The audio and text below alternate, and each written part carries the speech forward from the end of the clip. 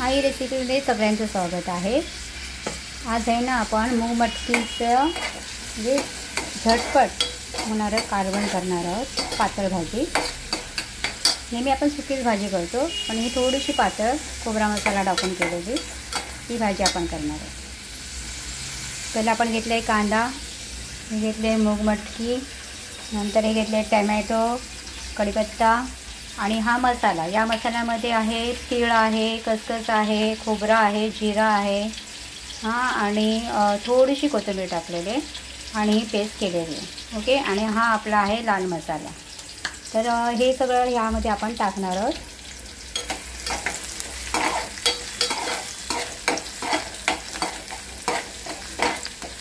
कांदा पूर्ण भाजून घ्यायचा आणि मूग मटकीला आहे ना जास्त वेळ शिजायला लागत नाही, पटकन शिजते ती। डब्याला पण करता ना तुम्ही लोक, ते तुम्हाला माहिती असेलच।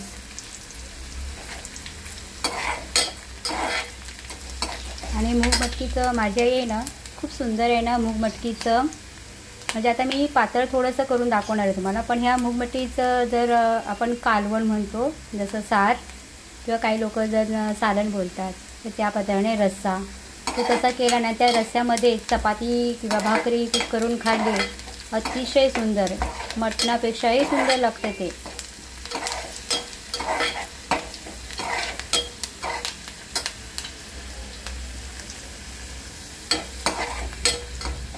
कांदा भाजत आहे, त्याच्यामध्ये आपण आता कढीपत्ता टाकत आहोत। कढीपत्ता आणि टोमॅटो टाकत आहोत।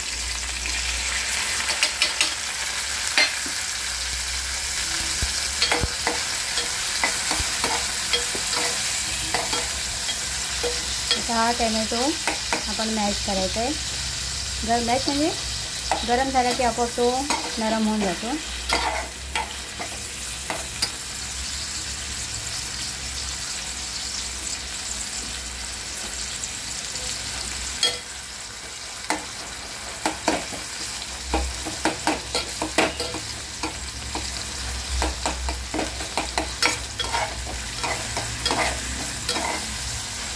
मूग मटकीच्या ह्याच्यामध्ये जर तुम्ही टोमॅटो टाकलं ना, आंबट तिखट मस्त लागतं। ह्याच्यामध्ये आपला लाल मसाला टाकतो आपण।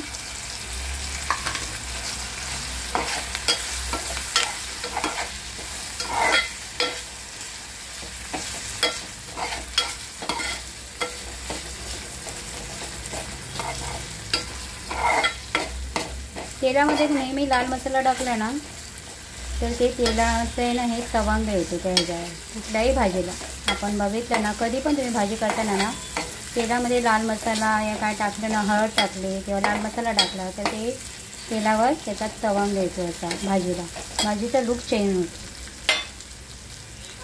आता ह्यामध्ये आपल्याला जो आपण वाटप केलेलं आहे तीळ, खसखस, खोबरं घालून केलेला तो मसाला आपण टाकत आहोत।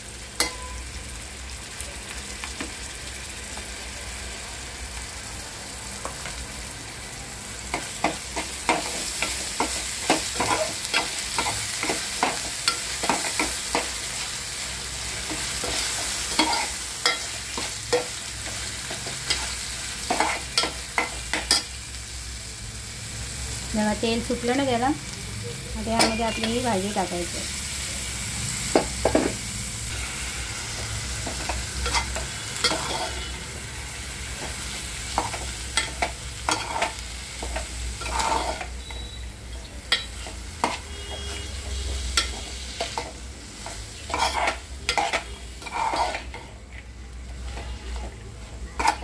आता यामध्ये पाणी टाकायचं शिजायला।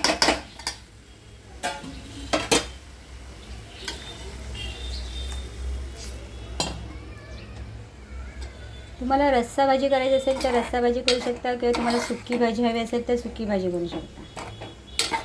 तर माझ्या आई नेहमी सुकी भाजी पण बनवायची डब्याला आणि रस्सा भाजी पण बनवायची। संध्याकाळी करत असेल तर रस्सा भाजी बनवायची, सकाळी असेल तर डब्याला अशी सुकी भाजी बनवून द्यायची। आता मी पण रस्सा भाजीच बनवते, कारण मला हा डब्याला नाही न्यायचं आहे।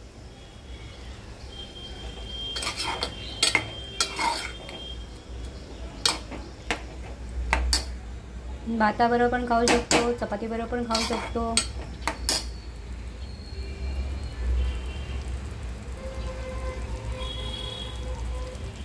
ह्याला एक उकळी आली की 2-3 उकळ्या किंवा भाजी शिजते.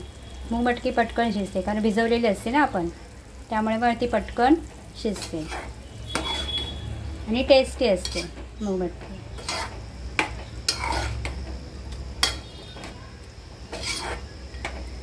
थोडासा आणखीन मसाला टाकूया आपण, त्याला घट्ट भाजी हवी तर.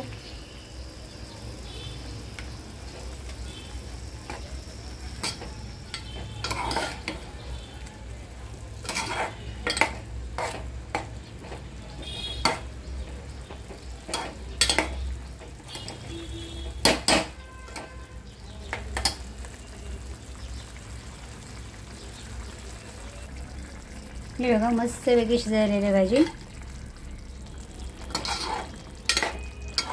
मस्त भाजी शिजलेली आहे. रस्सा भाजी ही आपण चपातीबरोबर पण खाऊ शकतो. 2 in 1 आहे. चपातीबरोबर पण खाऊ शकतो, भाताबरोबर पण खाऊ शकतो. इतकी मस्त ही भाजी झालेली असली. वाटीमध्ये घ्या, मस्तपैकी भातावर घ्या किंवा चपातीबरोबर खा, कसंही खा. इतकी सुंदर ही भाजी बनलेली आहे आणि एकदम सुंदर भाजी आहे. ही आपली भाजी झालेली आहे आता रेडी. आता मी गॅस घालवते आहे. ह्याच्यापेक्षाही थोडी पातळ केली ना ती चपातीबरोबर कुस्करून वगैरे खाता येते. ही भाताबरोबर चपातीबरोबर कशी पण खाऊ शकता तुम्ही. माझी भाजी झालेली आहे. मी गॅस घालवत आहे आणि आता तुम्हाला सर्व करून दाखवत आहे भाजी कशी झाली होती. भात घ्यायचा, तर चपाती घ्यायची आणि खायचं.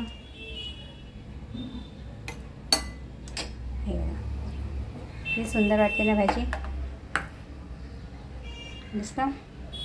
तुम्ही पण करा आणि असं करून खा. आवडले असेल तर लाईक करा, सबस्क्राईब करा. असंच माझं चॅनल बघत राहा.